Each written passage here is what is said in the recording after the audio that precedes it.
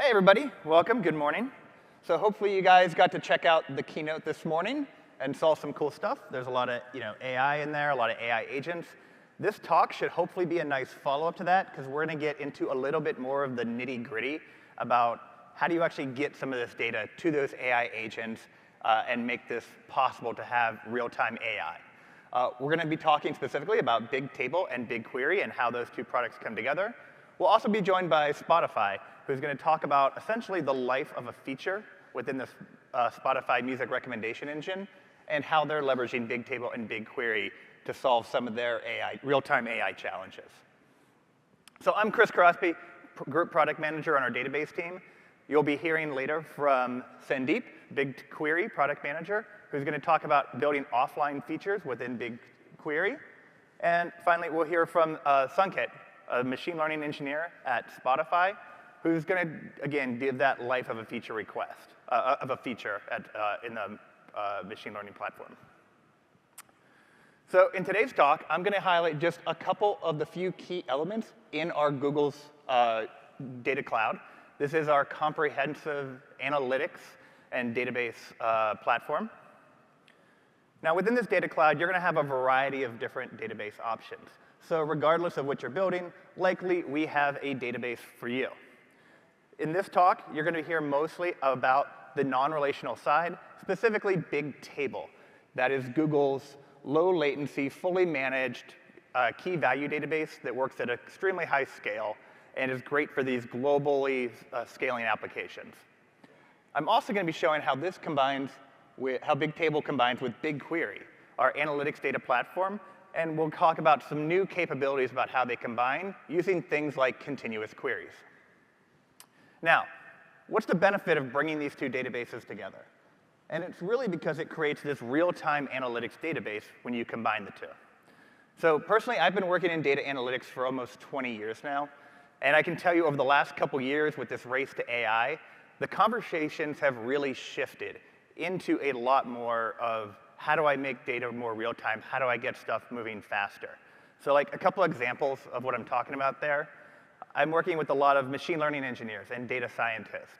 And their problems are, how do I work together on all of these different features and make them more accessible to more people? And then get them into user-facing applications faster and test those. I'm also working with a lot of folks in lines of business where they have these really nice Looker dashboards that they look at on Friday. And they're asking questions like, hey, how come I can't have that great analysis in the CRM directly when the data comes in? So what we need is data that doesn't just inform, but acts. We need to move beyond this passive data and into an era of more active intelligence. So a lot of customers, like Spotify, have already found this powerful synergy between BigQuery and Bigtable. If you scan that QR code on the upper right, there's a whole page that has a lot more details on the innovations we're making to bring these two databases together and why it makes sense and how other customers have done this.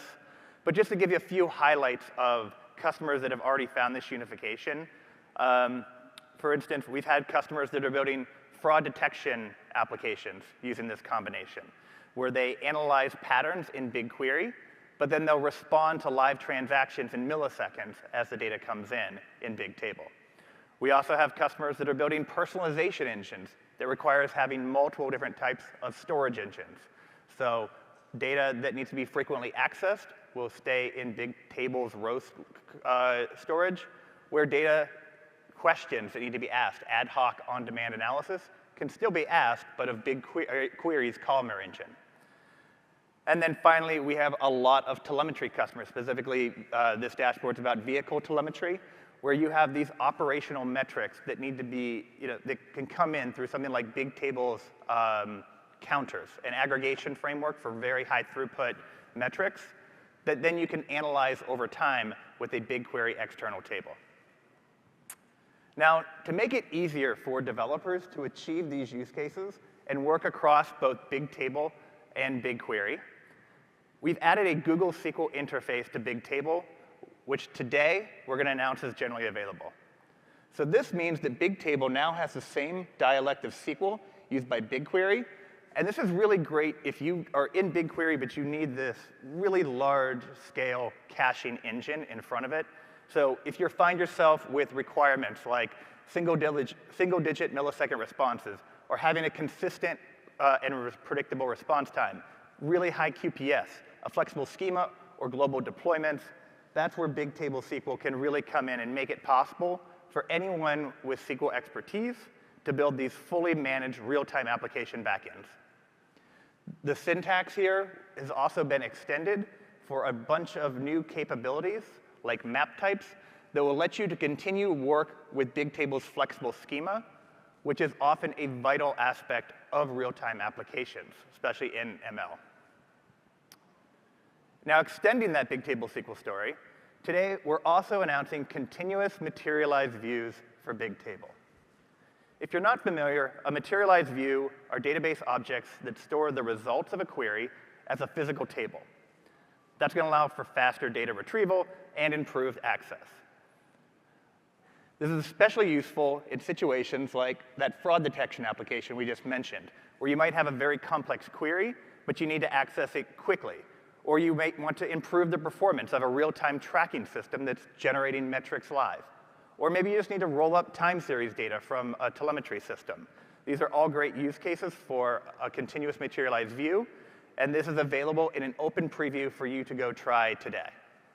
Now, if you have worked with materialized views in the past and you've found some limitations, like stale data or maintenance complexity, Bigtable materialized views address a lot of that without impacting your user queries coming in. The views are fully managed, and they also work incrementally. So as data comes in, it will put that incrementally into the view. You don't have to wait on batch jobs. These views, unlike other NoSQL patterns, other NoSQL databases that also offer materialized views, these materialized views give you full SQL capabilities, so you can do aggregations and other SQL functions. So you can imagine you can have data coming in from all these different locations across the world, but it all consolidates into one view of that data. Even if you have updates or deletes, those will correctly propagate to the view. And this is all done directly within Bigtable. There's no ETLs or external processing tools you need. There's no upcharges or additional SKUs. This is all just part of Bigtable, and it's already hooked into the autoscaler. So with these new SQL capabilities and continuous materialized views, Bigtable can hopefully be a core part of your real-time applications. And we know that it's not just BigQuery that you might need for real-time applications. So that's why we're also extending the ecosystem to make it easier to ingest from services like Kafka and Flink. And we're also enhancing our analytics access with Data Boost, Bigtable's offline access layer that can hook up with both BigQuery, but also open source frameworks like Apache Beam and Apache Spark. So with that introduction, I'm now going to hand off to Sanket to tell you about how Spotify approaches building and serving features using Bigtable and BigQuery. Thank you.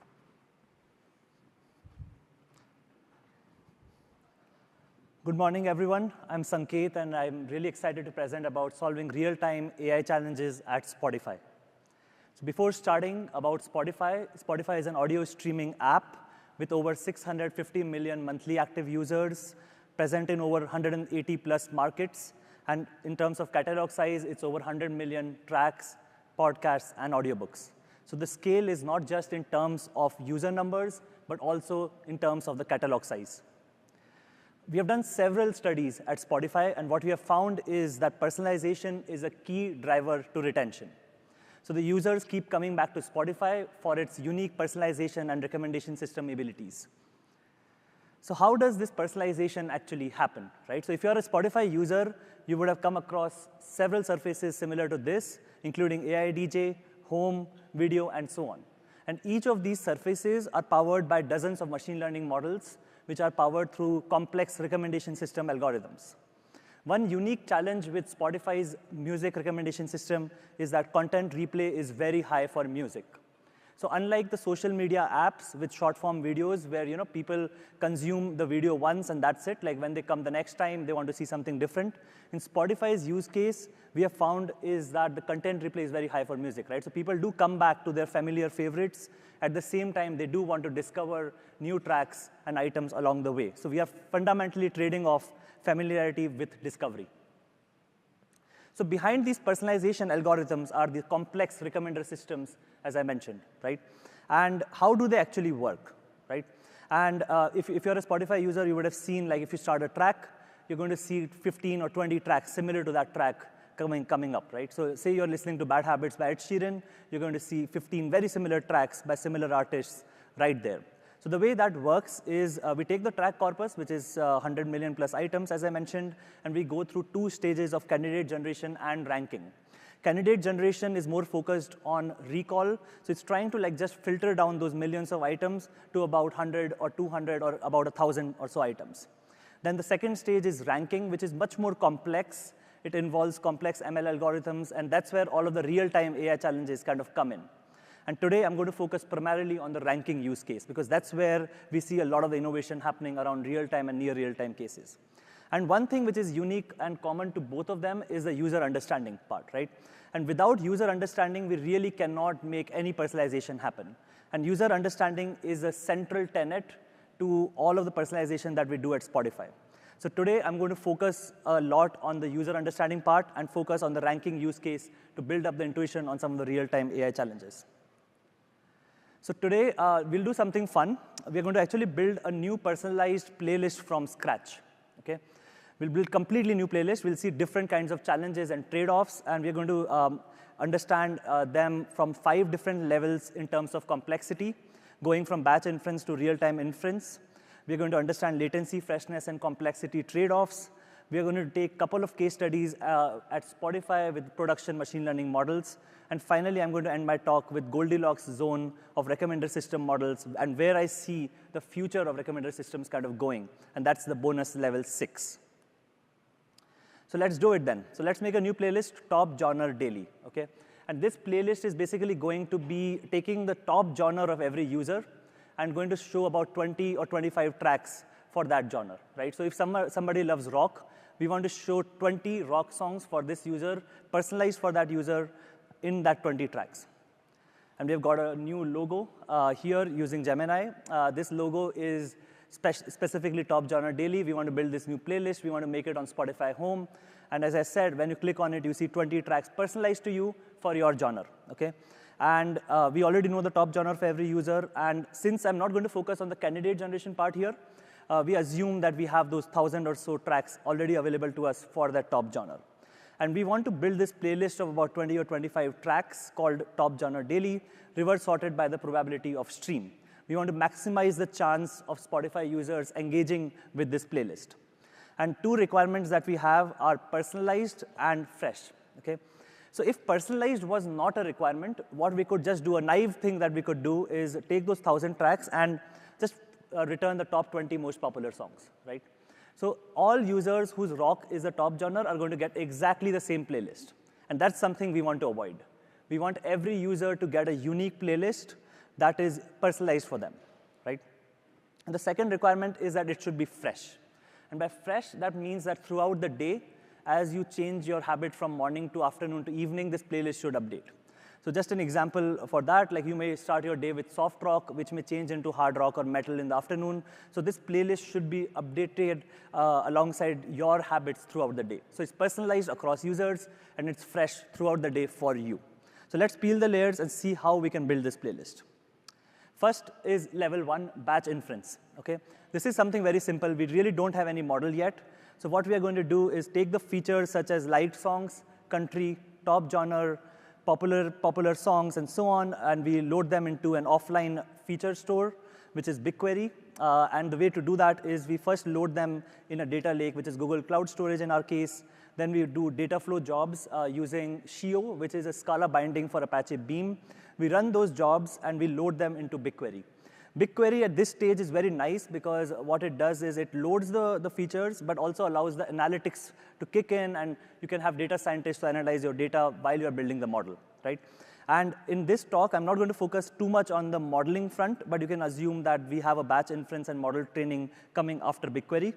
And this is a very simple and easy to maintain pipeline, right? We take user understanding, we build a simple pipeline and load all of the features, and we do the predictions. And all of these predictions are happening once a day for all of Spotify users. So one key thing here is, one big con is that it is stale, so we only update it once a day, and we need to run inference on all users, right? Because this is happening in batch, we don't really know who is going to click on top genre daily tomorrow, right? So tonight, when you're processing the data, you need to actually process it for 650 million users and have everything being ready in a database, right? So can we actually do something better? This is where the online feature store comes in, okay? We keep the bottom part the same as level 1, which is the BigQuery, which is the offline feature store. We add an online feature store, which is Bigtable, okay? And what Bigtable allows us to do is to move away from the inference of like all of the users. We move them to on-demand inference, where only the users who kind of click on top genre daily, they get inferred, and you build the playlist for them live on the request path. And we do that by processing all of the features once a day, as I mentioned, and we load them to Bigtable, and it's ready to go. So when the service does a real-time inference, it kind of fetches the features from Bigtable in about 10 to 50 millisecond latency, plus minus, does the real-time inference. OK, so now we have solved the problem of on-demand inference. We have added another problem here, right, which is we need to now sync the offline and online feature store. Also, features are still stale. So like level 1, we are still doing all of our feature processing once a day. So your liked songs are still updated only once a day, right? So you're not really being fresh. That's where we bring in the real-time features, okay? And the real-time features, I think, which really work well for Spotify use cases is time of the day and device. And as I said, the soft rock and the hard rock example, in the morning you're listening to soft rock, in the afternoon you're listening to hard rock. That kind of intuition and analysis kind of happens through the features like time of the day. And to do that, we take the service and we add time of the day and device, which fetches from the client. And we kind of do the inference, okay? And the main challenge with this is that we need to recreate these real-time features offline, right? Because all of our models are still being processed offline. So we need to do a complex point-in-time join with all of our rest of the batch features like liked songs, country, top genre. We need to join those rows with time of the day and device.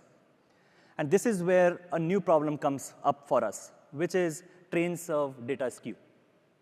And I'll give you a real-life example of what I've seen in real life. Our service, the time of the day was in UTC, and time of the day in the batch pipelines was in local time zone, right? This is a very simple example. The format is the same. This is very easy to miss when you're building the models. And this local time zone and UTC time zone basically changes the inference from morning to evening for users, and it really messes up the model, right? So that's the train serve data skew, which is a massive problem, and you do want to avoid it. So to avoid it, we can use logs, okay? And the way to do this is we take out BigQuery completely from this, okay? We make a canonical feature store, which is Bigtable. None of the features get loaded to BigQuery. You just load them everything to Bigtable. And when you're doing the real-time inference on the service, you actually log all the features and collect them in Google Cloud Storage that you can then offload to BigQuery if you need to. So what this does is it completely removes the train serve data skew altogether. You're not really syncing. If you see the previous diagram, you're syncing this BigQuery, Bigtable, right? And now you've removed the sync part. You just have Bigtable. And what it does very brilliantly is it completely removes this separate path between model training and inference and kind of unifies everything in a single feature store, okay? One con it actually ends up adding, though, is a log and wait is needed for new features. So if you have a new idea, your data engineer is like, OK, I have a new feature now. And so you would have to wait 7 days or 14 days to build up all of the data to start training the model, OK? And this is the inference-first approach instead of the training-first approach. And you need to run the fake inferences till the ML model is ready.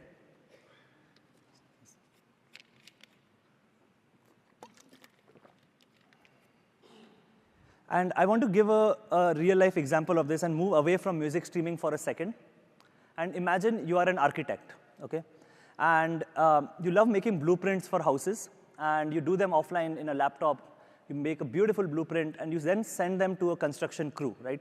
And their job is to take that blueprint, and they're supposed to build houses from it. So what's going to happen inevitably is your blueprints might expect certain materials to be there, but when the construction crew kind of goes and starts building these houses, your materials might be a little bit off, right? You might miss a certain doorknob or something like that. So you're going to get this is what I mean by train serve skew. Your blueprints and your real life is slightly different. So what this level 4 actually ends up doing is it takes out this problem. And what you do in the architecture example is you go to different zip codes. You start collecting all of these materials first, okay? So you go to a particular zip code, you see what are the doorknobs available, what's the different kind of lumber, what are the different things available. You log all of them, and then you come back to your office and you start actually making blueprints from the logs that you found in that zip code, okay? So that completely removes the skew, right? Now you know exactly the materials that are available in that zip code, and you build the blueprints from that, okay? And this is one of the key takeaways of the talk, is that you might need to remove this syncing step and use logs instead of doing this syncing, right? And in the architecture example, you completely remove this extra step of translating the blueprint to a particular house. And similarly, over here, you kind of do that by removing BigQuery, and you kind of do everything by Bigtable. So this is the level 5, okay? So level 4 does quite a lot for us. It already adds batch features and real-time features. Over here now, the question is, if say someday your friend introduces you to grunge rock, okay? This is a completely new subgenre in rock. How will our playlist update to it, okay? So now we want to add artists heard in last 30 minutes. So we want to like really, really become personalized throughout the day and change the playlist as the artist as your activity changes throughout the day. And this is an example of near real-time feature where a slight delay of a few seconds or minutes is okay, but it's still, you do want to maintain latency low. This is also sometimes called as streaming feature, right? Streaming or near real-time is kind of synonymous. I prefer to call it near real-time because it makes it very clear what we mean by this, okay? And most of our architecture at this stage is very much similar to level 4, which was this. Now we are just adding a pub sub component, okay? And that pub sub component is going to basically take all of your activity and it adds them to a queue. We have a separate data flow job that uploads to Bigtable. And Bigtable has basically different column families, right? So at this stage, you can imagine that the column families representing batch features are getting updated once a day.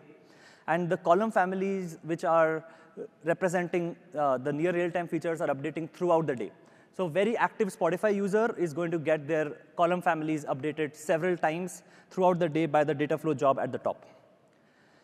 So we have added freshness and responsiveness. The main thing that the con that we have added is complexity. Right, so it is definitely more complex. We have pub sub component, we have a data lake, we have different data flow jobs writing to the same Bigtable. But what we get from it with all this added complexity is that now all of the 2 requirements that we wanted with top genre daily are met. Right, so we wanted to make it personalized and we wanted to make it fresh. Now this architecture allows us to update throughout the day. It's personalized, and we are able to update to users' activity throughout the day. So the natural question to ask is, which level is the best, right? And I think you can guess my answer. It actually depends on the product requirements, which kind of determine the features. So some features, such as language, are perfectly OK in batch.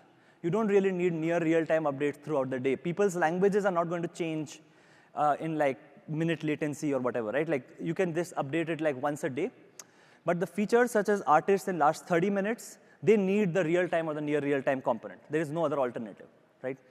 There is another set of features which are in the gray area, which is kind of the last 5 artists heard, okay? And this is a kind of feature that can be implemented in any of the 5 levels.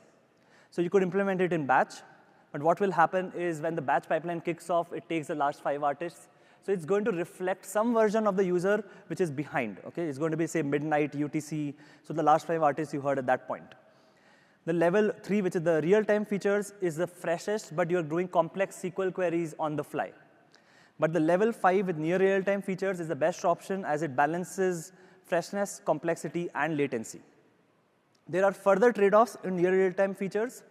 With materialized views, as Chris was saying, it offers lower latency than calculating everything on the fly.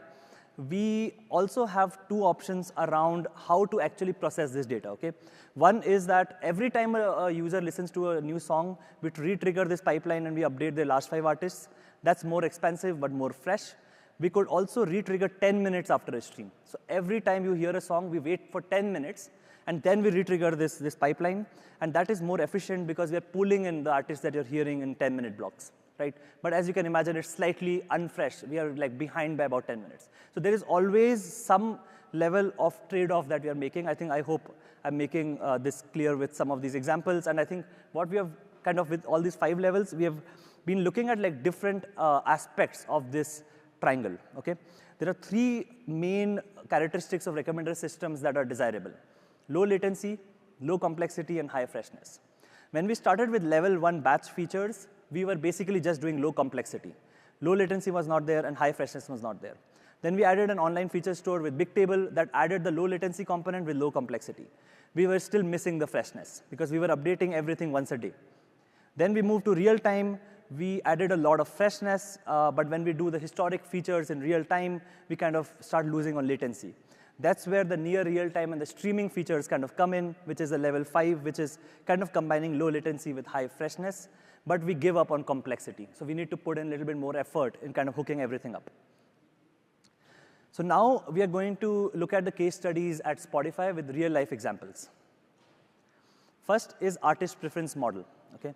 And this is a mega hit mix, and you can see for me, it's showing Ed Sheeran at the top, even though Ed Sheeran is not in my 3 or 4 top songs. And the way it's doing it is it's going to take my historic listening, and it's showing Ed Sheeran is most likely to make me click this playlist and stream more from it. It uses a level 2 approach, which is basically the batch pipelines, which update once a day. All of these features are uploaded to Bigtable, and the online inference is run fetching features from Bigtable. So whenever I click on Mega Hit Mix, it's actually doing this computation live, and it's pulling from this model and does a real-time inference and shows up Ed Sheeran over here. And there are many, many models similar to this. We have models like very similar to this, building different other things across different surfaces. And costs and complexity add up very quickly if every model separately calculates similar features and uploads to Bigtable, right? So if every model at Spotify starts to process country, listening, demographics, other features again and again, and they all start writing to Bigtable, you can imagine the complexity really, really growing and really making a problem. So the question is, can we do something better? This is where user representation embeddings kind of come in. So instead of building all of these features separately, we build a single representation model, which is the representation learning-based approaches, and which takes the user's past listening, their batch and near real-time features, and builds a foundational embedding, which is around 128 dimensions. And that 128-dimensional foundational user embedding can then be used by all of these different surfaces without really kind of doing all of the streaming and real-time complexity. They just call this embedding, which has all of this information within it. So it creates a base understanding of users that can be reused by many models. And it combines the batch and near real-time features. So this is more of a level 5 approach. We do use a lot of logs for this. So whenever the features are coming in, we log everything, and then we train the model. And the updates are being made throughout the day as users engage with Spotify. It also helps, level 5 also helps with the cold start problem, because whenever a new user comes in, we really don't know anything about them. And then we basically start adapting to new users' interests as they kind of start using the platform. We start to see what artists you're liking, what artists you're not liking, and kind of adapting to that. It also follows the transfer learning approach, which is basically keeping this embedding stored in a shared Bigtable cluster that we can scale up and down via auto-scaling, and the downstream models add specific features as necessary. Okay? And this allows us to really scale personalization and really distribute personalization across multiple models at Spotify. Finally, I do want to take a couple of minutes to talk about this Goldilocks zone of recommender system models. Okay? And this is a really important slide because it kind of summarizes and condenses everything that we have talked about today. And as you can see, we have on the y-axis is how much data freshness do you want? Okay? So some products may be OK having data freshness at 1 to 2 day level, but some other models may need more freshness. On the x-axis is how long can you wait, okay? And as you can see, one thing to really pay attention to here is, even if you're able to fetch features at very low latency, your freshness may be very, very bad, okay? So for example, we keep all of these batch features in Bigtable. We fetch them. They may be representing a version of a user which is 1 or 2 days behind, okay? So it may be just using your follows and likes from 1 or 2 days behind. It's not really up to date, right? So to really be fresh, we need to be in one of the 3 top boxes with either real-time or near real-time inference, which is basically either using like real-time or near real-time features in Bigtable or using PubSub. And perhaps for some model, NRT inference is actually better. So in today's talk, I focused primarily on real-time inference. So the level 4 and level 5 are all using real-time features. But my point here is that maybe there is a better, in the future, there may be better that we use near real-time inference. And there is one main reason for that. As we saw in the keynote, LLM-based agents will play a big role in various systems in the future, including recommender systems. And one thing with agents is that the latency is really low, okay? It takes maybe 1 or 2 minutes for the agent to kind of come back with the results. So we want to move off the request path. So I think what is going to happen is we may need to be in the 3 boxes on the right, which are 2 minutes to a few hours waiting, basically, right? Because you can't really process agentic responses in about 50 milliseconds. So the intersection of the freshness and how long can you wait ends up being in the middle, which is the near real-time features. So you're going to move off a lot of this logic off the request path, and you're going to move it into near real-time. So as you can imagine, say you are at Spotify, you say, I'm at the beach. The agents are going to kind of work in the background, and they're going to update Spotify behind the scenes. So a lot of the complexity is going to happen behind the scenes in near real-time. We still would need some real-time components to kind of fetch that, but it's going to be a hybrid approach, which is a level 6 approach, which kind of combines the real-time inference with near real-time features. So this is it from my side. I'm going to pass it off to Sandeep. Thank you. Thank you, Sanket. That was super insightful. Now, in the next few slides, what I'm going to do is I'm going to pick up a pattern that Sanket mentioned here. I think it's level 2, and describe how to do that in Python using BigQuery and Bigtable. Why Python? Well, Python is probably the most popular language when it comes to data science and data analytics. But here's an interesting thing about Python and Python data science. As long as you're working in a small data set size and your compute requirements are small, everything works really, really smoothly. But as soon as you relax one of those 2 dimensions, maybe you bring in more data to train your model, or maybe you need to train on lot of features. At that point, we see that most of the data practitioners switch from a single notebook experience, and they adopt one of the distributing computing frameworks. Now, these frameworks bring in their own challenges. First of all, you have to manage some new infrastructure. So there are high costs in setting up and managing this infrastructure. Second, you now need to retool and rewrite the program that was working in a single notebook. You have to learn new libraries. And you have to squeeze out the performance from these infrastructures and these frameworks that are new to you. So you have to learn all those tunables.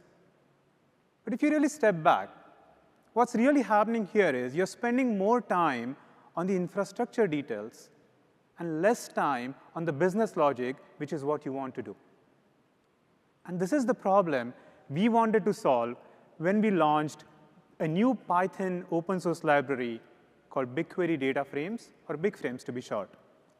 This was launched a year back at the same venue. What it does, it enables Python data science on a large-scale data. So how does it work? What BigFrames really is a transpiler. So it gives you, as a user, pandas and scikit-like APIs. But behind the scene, it is transparently converting these into SQL, BigQuery SQL, BigQuery machine learning SQL. We are building the SQL tree on the client side and lazily pushing it down to BigQuery for an optimal execution. So now what's happening here is you as a user are getting the APIs that you are used to, but then the BigQuery's distributed computing power is made available to you in the same notebook. What's even better is data never leaves BigQuery. So a data frame in our abstraction is a temporary or a permanent table on BigQuery. So now you have access to hundreds of terabytes of data in the same notebook where you are processing tens of gigabytes of data. So the real story here is you can go from gigabytes of data to terabytes of data with a simple switch of a library. And you can also bring in your custom functions. Now, we have a session dedicated to this tomorrow, another breakout session. But let me connect this to what we were discussing here. I'm going to pick a pattern where you can prepare your features offline in BigQuery and then synchronize it to Bigtable in near real time. How do we do that in Python? When it comes to feature preparation, we really think of it in two steps. You typically begin with a lot of raw data, and you want to clean it up. You want to prepare it so that in the next step, you can featureize the data. So what we recommend you starting with our bigframes.pandas library or package. You can import that package and start loading your data into BigQuery data frame. This is where you can now apply typical pandas-like operation, aggregating, joining, splitting your data frames, getting your data ready for the next step. Now that your data is ready, you can move towards transforming and featureizing your data. This is where you can import our other module, which is bigframes.ml, which emulates scikit APIs. And behind the scene, we are utilizing BigQuery's machine learning for a lot of these featureization transforms. In fact, we have some of the featureizations readily available with us, like one-hot encoding or min-max scaling. But you can bring in your own transforms as well. You can create a column transformer. You can create scikit pipelines. You can train models. You can evaluate models. You can also export models. So at the end of this, you would have your features ready and stored in a BigQuery table. Now you can transport them to online store like Bigtable. But before I do that, let me also give you a quick preview of something exciting coming in BigQuery. We not only want you to get features out of your structured data, but we also want to make sure you get those insights from your unstructured data. And getting insights from unstructured data has always been challenging, and BigQuery is going to make it easy with an evolution called BigQuery's AI Query Engine. This is where we're bringing a lot of the LLM techniques and technologies within the core BigQuery query planner and query execution so that you as a user who are writing SQL for your structured data can also get semantic insights from your unstructured data with the equal ease. AI Query Engine will be coming out in experimental mode very soon. You need to use that QR code at the top to get in. But within Python, we already have a version available of these AI operators for you to get a sense of what this means. And you can use that to also get features from your unstructured data. So now your data and features are ready from your structured data as well as unstructured data. This is the time you want to push it to Bigtable. And this is where we recommend you use another preview feature from BigFrames, which is streaming data frames. So this BigQuery table that you just prepared, you can load it into a streaming data frame and simply call an API to Bigtable. And it will start streaming your features as soon as they get ready into Bigtable. Behind the scene, we are utilizing BigQuery's continuous queries, now G8 feature, to achieve this. But then that's an implementation detail for you, right? You as a Python user, you are focusing on the APIs that you are used to while we do all the heavy lifting. Now, if that sounds interesting to you, Chris has a demo for you.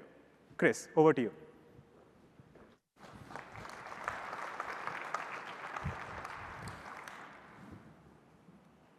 All right, so we've been talking a little bit about music recommendations, but we've also thrown a lot of new features at you. And so what I'm going to do quickly is just run through a very short demo that's essentially going to set up this entire architecture.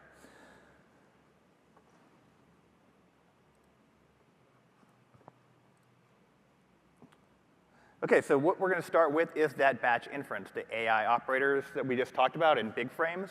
So we go ahead and set this up. And we are in a BigQuery Studio notebook.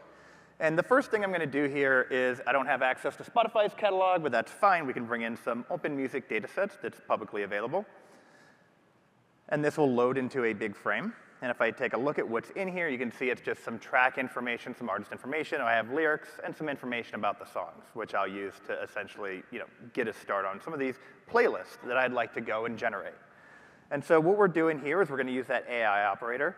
And I'm going to take a look. I'm going to use a semantic filter. And I'm going to look for lyrics that discuss love that are also songs that we know are danceable. So combining the structured and the unstructured information. And I came up with a nice little playlist of things like Timberlake for dance music. The next operator I'm going to use is this semantic map, where I'm going to basically look for female pop stars. Now, my data set has no information about gender or who's a pop star, but the LLM has that knowledge, so we can use that and directly apply it to the data, create a variable that I can then filter on and say, OK, here's some female pop stars, and here's their playlist. Then, and we'll see if that works. We found Grace Jones in our, in our playlist. Now, this is my favorite operator right now. It is the semantic join. So what I'm going to do here is I'm going to actually take a bunch of demographic information that I have. Specifically in this scenario, I have people that have just moved somewhere. And I'm going to look, say, OK, where did this person move to? And can I actually join that on lyric data, where I'm matching up by the state here? And so if I do a quick look at what comes back from this semantic join, I did find somebody that just moved to Texas and a Glenn Campbell song about Houston, I'm coming to see you. And so that would be a great playlist for somebody, right?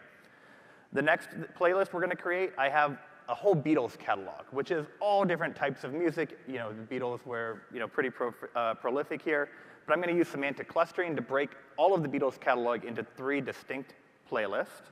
And so I'm going to go ahead and do that with this clustering capability. And then I want to know what's actually in this playlist. So I'm going to use a semantic aggregation and say, hey, take a look at all the songs, all the lyrics, and then come up with what you think this playlist is about. And in this example, it found that this playlist is primarily about relationships and heartbreak. And so we can save that as a potential playlist. Great. So I have a bunch of offline features that I've built. How do I synchronize those up to Bigtable? How do I turn these and promote these into key value pairs? The first query that you're looking at here is just consolidating all of those various playlists into a single table. And then I'm kicking off that streaming big frame. All this is a little config. I can add additional pandas capabilities within this. And it's going to synchronize everything up with Bigtable. I don't have to keep this notebook running. This job is going to continually run. If you look under the hood of what actually happened here, is it's generating this continually running job that's exporting data. Any changes into that table are going to be reflected up in Bigtable. So we can go ahead and take a quick look at Bigtable. And again, we're going to run SQL against this, the same SQL dialect that I'm using within BigQuery. And I can take a look and make sure this playlist came up. And they certainly did.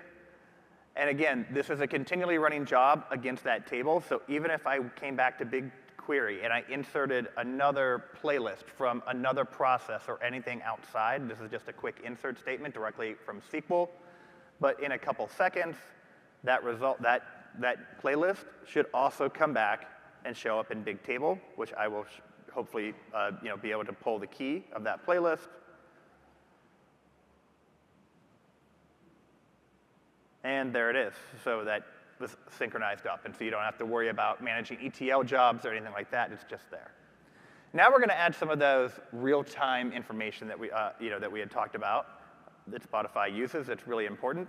And so to generate these and to fake these, I'm essentially going to use a Kafka job that's going to start sending in Kafka into Bigtable via a connector.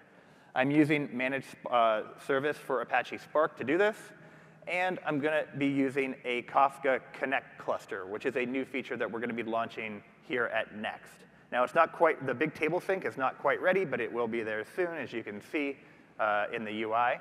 And so that will be just a native connector that you can start to use to move your Kafka topics into Bigtable directly. So I can see this data coming in and just do some quick counts on it. So there's about 180 so far, 180,000 so far.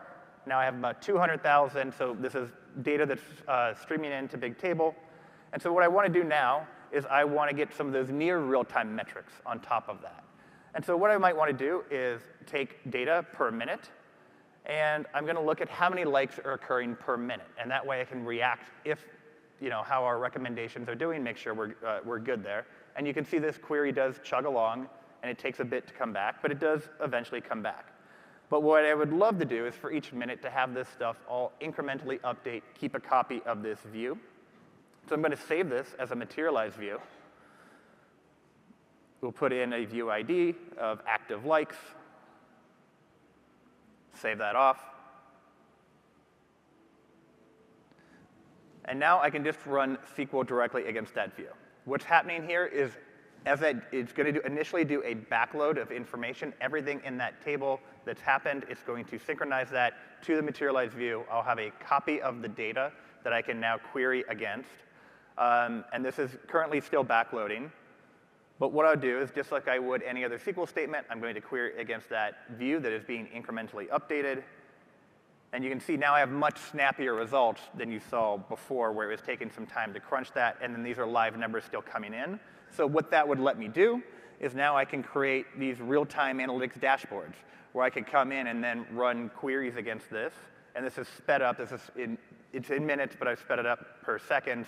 And so every minute, we're at 180,000 likes are coming in, so we know things are going well. But then the first time that we have a change in that, okay, all of a sudden we had this big drop-off. What happened? People aren't liking our recommendations as much. And now we know we can go back into BigQuery and build some new playlist. So that's about a 40-minute demo that I crammed into 6 minutes. So if you wanted to learn more, 2 other sessions you should go attend is tomorrow there is another big frame session if you're interested in that. And then there's also another big table session that's going to get a deeper dive into these materialized views and other aspects of the SQL language.